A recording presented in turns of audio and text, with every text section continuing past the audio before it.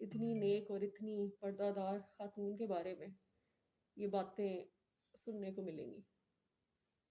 پتہ نہیں بابا پہ کوئی پریشر ہے یا کیا وجہ ہے جو انہوں نے یہ سب کچھ کیا. میں اس سب کے بارے میں نہیں بات کرنا چاہتی. جو میں مختصر سی بات کرنا چاہتی ہوں، قرآن کو اپنے آگے اس لیے رکھ رہی ہوں تاکہ اللہ سے بڑی عدالت کوئی عدالت نہیں ہے. تو یہ قرآن ہے میرے آگے، جو کہوں گی سچ کہوں گی، اور نہیں کہوں گی تو قرآن جب مجھے پڑھے گا تو پھر کسی کو کچھ کرنے کی ضرورت نہیں پڑے گی.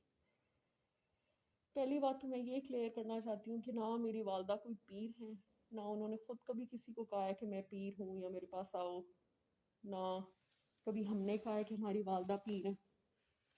وہ پیر نہیں ہے. لوگ ان کو کہتے ہیں تو وہ لوگوں کے مسئلے ہیں جی. لوگ کیوں کہتے ہیں یہ ہمیں نہیں پتا، لیکن وہ پیر نہیں ہے. اس کے علاوہ میں یہ بات قرآن پہ ہاتھ رکھ کے کہہ